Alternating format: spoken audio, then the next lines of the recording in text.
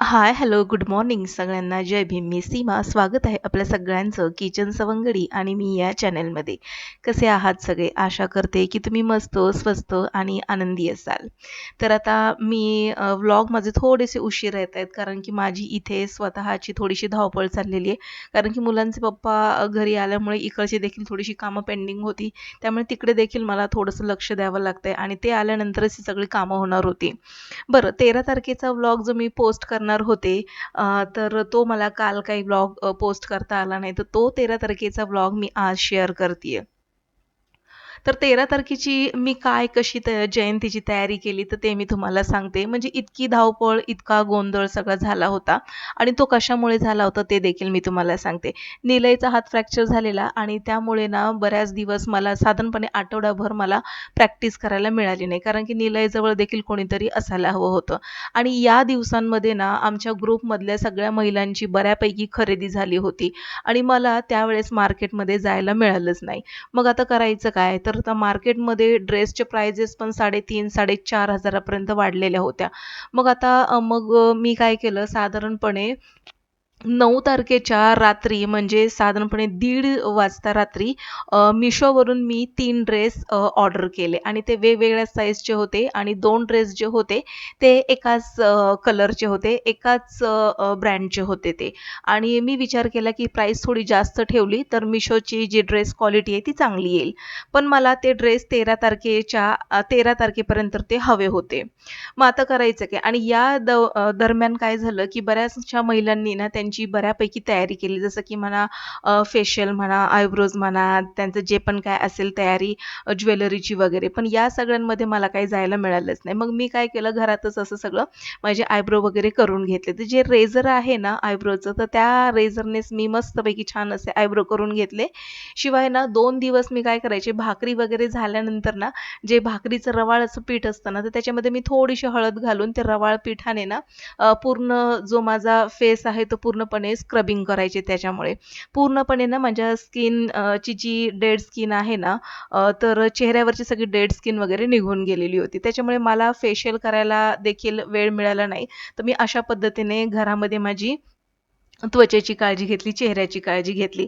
बरं आता ज्वेलरीचं करायचं काय? तर आता ज्वेलरी देखील मी ना ही ऑनलाईनच मागवली होती.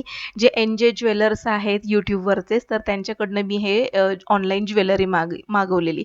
तर आधीचा जो नेकलेस होता ना, तो जुंधळ हार म्हणतात त्याला. जुंधळ हार म्हणजे ज्वारीसारखा हार. तर तो मला आवडला होता, तो एक मागवला होता आणि ह्या हाराचं ना, हा जो नेकलेस मी मागवला होता, तर याचं फक्त मी पेंडंट आणि कानातलेच मागवलेले.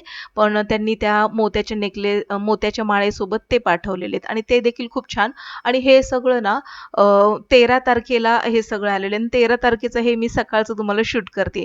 बरं केसांचा प्रॉब्लेम काय झालेला ते देखील मी तुम्हाला सांगितलेलं आणि केसांसाठी हे देखील Meeshoवरून मी हे मागवलेलं. तर केसांचं जे रबर होतं ते मागवलं आणि क्लचर देखील मागवलं आणि ते अशा पद्धतीने मी केसांना बसवणार होते. तर आता हे सगळी मी खरेदी केलेली दाखवली आहे. ड्रेस देखील आलेले आहेत, पण ते आता मी थोडेसे नंतर दाखवते. कारण की ते थोडेसे उशिरा मी शूट केलेले, तर ते देखील मी तुम्हाला दाखवते. थोडासा व्हिडिओ मागे-पुढे होईल. व्हिडिओ पूर्ण बघा आणि आजचा व्हिडिओ थोडासा इंटरेस्टिंग होणार आहे. तर आजचा व्हिडिओ जर तुम्हाला आवडला तर नक्कीच लाईक करा आणि शेअर देखील करा. खरेदी वगैरे झाली, घरातली बरीचशी कामं बेसिक वगैरे झाली होती. रांगोळी देखील काढायची होती आणि रांगोळी खरं तर ना 7:30च्या आसपास मला सकाळी काढायची होती. पण सकाळी जो आमच्या इकडे बिल्डिंगचा जो कचरा झाडून घेतो, तर तो ना सकाळी काही लवकर आलाच नाही आणि त्याला सांगता-सांगता जवळपास 10:30 होऊन गेले आणि 11 वाजता जेव्हा आम्ही उतरलो त्यावेळेस भयंकर ऊन होतं आणि त्याच्यामुळे मग मी आणि माझ्या मैत्रिणीने ठरवलं, की 13 तारखेला संध्याकाळी 6 वाजता रांगोळी काढायची. आणि मग ठीक आहे, की माझ्याबरोबर माझी मैत्रीण रांगोळी काढणार होती. त्याच्यामुळे संध्याकाळी 6 वाजताचा मला वेळ काढणं खूप गरजेचं होतं. मग आता तेवढ्या वेळामध्ये करायचं काय? कारण की तो सकाळचा रांगोळीचा वेळ वाचला होता. तर म्हटलं की चला आता या वेळेमध्ये मला थोडंसं फराळाचं बनवायचं होतं. आधीचे काही दिवस होते ना, तर त्या दिवसामध्ये मला असा हुरूपच येत नव्हता हे सगळं फराळाचं बनवायचं. कारण की गरमी प्रचंड वाढली होती आणि किचनमध्ये काम करण्याचा अजिबातच माझा मूड नव्हता. म्हणजे फराळ वगैरे करण्याचं. आणि मग 13 तारखेला ना, हा जो रांगोळीचा वेळ मला मिळाला दीड ते 2 तास चांगलेच मिळालेले मला. तर म्हटलं की चला 1 ते दीड वाटीचं आपण थोडंफार फराळाचं करून घेऊया. तर इथे ना मी घरातच चण्याची डाळ जी दळलेली ना, तर त्याचं पीठ मी भिजवून घेतलं. चांगलं सरसरीत असं पीठ भिजवून घेतलेलं आहे चिमटभर मीठ घालून आणि झाऱ्याने ना मी अशा पद्धतीने बुंदी पाडून घेतली आहे. तर आता हे पीठ किती भिजवलं मी, तर साधारणपणे दीड वाटी इतकं होईल इतकंच मी पीठ भिजवलेलं आहे. कारण की जास्त काही मला बनवायचं नव्हतं. दीड वाटीचं इतकं, की जेणेकरून साधारणपणे 2 ते 3 दिवस आपण खाऊ शकू आणि उरलेलं जे काही फराळ असेल ना, तर ते आपण आपल्या बिल्डिंगमध्ये ज्याला कोणाला वाटायचंय, तर त्याला मी वाटू शकेल. अशा अंदाजाने मी इतकंच पीठ तयार केलेलं. तर या पिठाची पण ना साधारणपणे 1 किलो ला कमी म्हणजे पाऊण किलो होईल इतकी बुंदी तयार झालेली. तर आता ही बुंदी ना छान अशी कडक होईपर्यंत मी तळून घेतली आणि ही बुंदी साईडला काढली आणि त्याच वाटीमध्ये मी काय केलं आणखीन थोडंसं पीठ घेतलं 1 वाटीभर आणि त्यामध्ये थोडंसं मीठ आणि थोडंसं लाल तिखट घातलं आणि हे पीठ पुन्हा सैलसर असं मळून घेतलं. मला माहिती आहे शेव बनवताना पीठ बरेच जण असं कठीण मळून त्याची शेव पाडतात. पण मी ना कठीण पीठ कधीच मळत नाही शेव करण्यासाठी. तर साधारणपणे ना असं थोडंसं घट्टसर म्हणजे जास्त पातळ पण नाही आणि जास्त घट्ट पण नाही. तर साधारणपणे असं चमच्याने असं भजी कशी पाडतो आपण तशा पद्धतीचं पीठ मी तयार केलं होतं. तर झटपट असं पीठ मी मळून घेतलं आणि या पिठामध्ये मी सोडा वगैरे अजिबातच घातले नाही. फक्त मीठ आणि लाल तिखट घातलेले आणि हे पीठ आता मळून तयार झालेलं आहे. तर ह्याला लगेचच मी काय केलं शेवच्या साच्यामध्ये घालून पटापट याची बुंदी पाडणार आहे.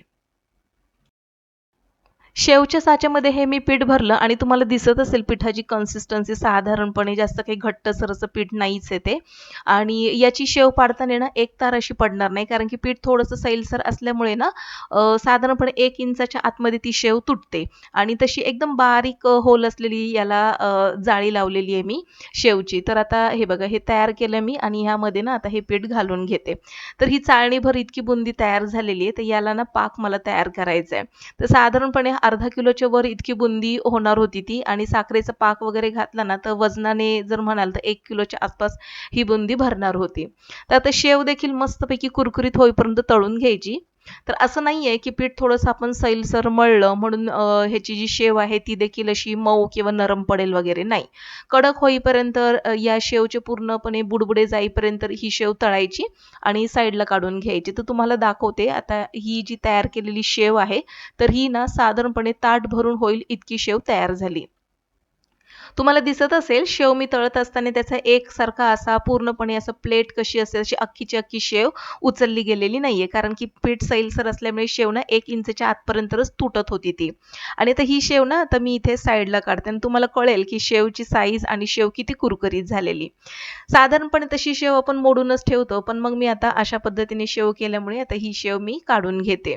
तर ना साधारणपणे 1 वाटी पीठ मी घेतलेलं 1 कपभर तर त्याचं साधारणपणे एवढं ताट भरून शेव झाली. तर पुरेशी झाली एवढी शेव आणि म्हटलं आता हे तेल तापलंय तर त्याच्यामध्ये लगेचच झटपट होईल असा मक्याचा चिवडा मी तयार करून घेते. तर हे ना कॉर्नफ्लेक्स घरामध्ये होते माझ्याकडे. खरं तर चिवडा बनवण्यासाठीच आणलेले मी मुलांना अधेमध्ये खायला पण मला वेळ काही मिळालाच नाही म्हणून मग मी काय केलं म्हटलं की चला आता 14 एप्रिलच्या निमित्ताने हा कॉर्नफ्लेक्सचा चिवडा आता बनवून घेऊया. पटापट हा चिवडा तळून घेतला आणि लगेचच त्याच्यामध्ये शेंगदाणे अर्धी वाटी इतके होतील इतके शेंगदाणे मी कुरकुरीत होईपर्यंत तळून घेतले. कढीपत्ता जो मी आधीच धुवून निथळत ठेवलेला तो देखील गरम तेलामध्ये घातला आणि तो देखील मस्तपैकी तळून घेतला. बरं मक्याच्या चिवड्यामध्ये ना मी जास्त काही दुसरं घातलेलं नाहीये जसं की तळलेलं लसूण वगैरे असं. फक्त मक्याचा चिवडा, तळलेले शेंगदाणे, भरपूर सारा कढीपत्ता आणि आपलं कोल्हापुरी तिखट जे असतं ना त्याच्यामध्ये सगळंच म्हणजे लसूणपासून आल्यापासून सगळं असतं. तर ते साधारणपणे चमच्याभर याच्यामध्ये घातलं आणि थोडंसं मीठ घालून हा चिवडा छान असा मिक्स करून घेतला.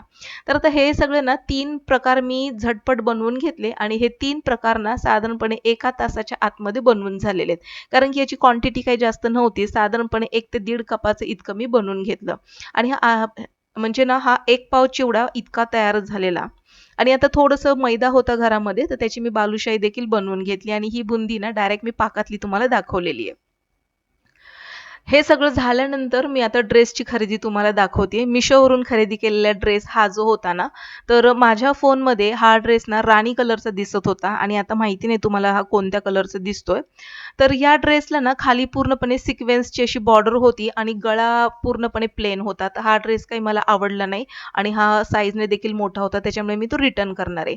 आणि हा जो मी ड्रेस घातलाय ना, तर हे याच्यामध्ये मी 2 ड्रेस मागवलेले, एक एक्सेल आणि एक डबल एक्सेल. म्हटलं जो आला नाही तर तो रिटर्न करायचा आणि जो आला तो तो ठेवायचा. कारण की ऑप्शनच नव्हते माझ्याकडे, म्हणून Mishoवरून मी 3 ड्रेस मागवले आणि ऑप्शनमध्ये एक ड्रेस मी ठेवणार होते, बाकीचे मी रिटर्नला टाकणार होते आणि जसं मी प्लॅन केलेलं तसंच अगदी झालं. माझी मैत्रीण आणि मी आम्ही दोघींनी ही रांगोळी काढली आणि मस्तपैकी 14 एप्रिलची रांगोळी तयार झालेली, तर ती मी तुमच्याशी शेअर करते. आता इथे ना मी सहावारीपासून नऊवारी साडी नेसलेली आहे. बऱ्याचशा माझ्या मैत्रिणींनी पार्लरमध्ये जाऊन सगळी तयारी केलेली. पण आता म्हटलं, की माझ्याकडे नवीन नऊवारी साडी आणून ती नेसण्यापेक्षा म्हटलं, की सहावारीची नऊवारी आणि ही सगळी तयारी मी स्वतः केलेली होती. अगदी हेअरस्टाईलपासून आणि ही सहावारी साडी जी आहे ना, तर ही मी स्वतः नेसलेली. हेअरस्टाईल देखील मी स्वतःच केली आणि मेकअप देखील मी स्वतःच घरी केला होता आणि हा परफॉर्मन्स आम्ही स्टेजवर साजरा केला. तर हे गाणं कोणतं आहे?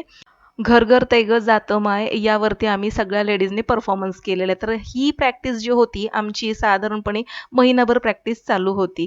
तर मस्तपैकी आम्ही सगळ्यांनी परफॉर्म केला आणि आता हे आमचं कॉम्प्लेक्स आहे. तर हे अशा पद्धतीने सजवलं होतं. तर हे मी तुमच्याशी शेअर करते. तर इतकं सुंदर असं सजवलं होतं ना, तर इथे बऱ्याच आम्ही महिलांनी रील्स वगैरे बनवल्या आणि खूप छान असा एन्जॉय वगैरे केला. बरं हे इथं आम्ही खालीच होतो तोपर्यंत घरामध्ये मी पूजा करून आले होते. कारण की मला माहिती होतं 12 वाजेपर्यंत मला काही घरी यायला जमणार नाही आणि रात्री 12 वाजता हे असे सगळे फटाके फुटत होते. आणि 14 एप्रिलच्या सकाळचं आता मी तुमच्याशी शेअर करते. 14 एप्रिलला आम्ही सगळ्यांनी आमचं सगळ्यांचं आवरलं आणि हॉलमध्ये आलो. तर हे जे नवरा-बायको जे दोघं जण आहेत सफेद कपड्यामधले ते पी-एस-आय आहेत. ते जे दादा आहेत ते. तर त्यांनी 14 एप्रिलचं निमित्त साधून सगळ्यांना संविधानाचं जी प्रत आहे, पुस्तक आहे, ते सगळ्यांना भेट म्हणून दिलं. एक गिफ्ट म्हणून सगळ्यांना वाटप केलं त्याचं. आणि त्यानंतर जेवण वगैरे झाल्यानंतर डायरेक्ट आम्ही संध्याकाळी खाली उतरलो. आणि हे बघा, तर 14 तारखेचा ना मी अशा पद्धतीने हा ड्रेस वेअर केलेला आहे, घातलेला आहे आणि तो तुमच्याशी शेअर केलाय. तर ड्रेस कसा वाटला आणि माझा नऊवारी साडी आणि नऊवारी साडीवरचा मेकअप कसा वाटला ते देखील मला कमेंटमध्ये नक्की कळवा.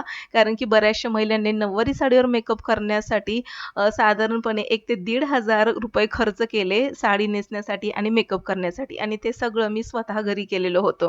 आणि हा ड्रेस वगैरे घालून आम्ही संध्याकाळी जी मिरवणूक निघालेली त्या मिरवणुकीमध्ये लेझिम आणि हा डान्स आम्ही केलेला आहे. गाणे मी इथे दोन्ही ठिकाणी म्यूट केलेले आहेत कारण की गाणे जर मी इथे प्ले केले तर माझ्या चॅनलला कॉपीराईट येऊ शकतं त्यामुळे. तर आजचा ब्लॉग आवडल्यास नक्कीच लाईक करा, शेअर करा. माझ्या चॅनलवर जर तुम्ही पहिल्यांदाच आले असाल तर नक्कीच सबस्क्राईब करून बेल आयकॉन प्रेस करा.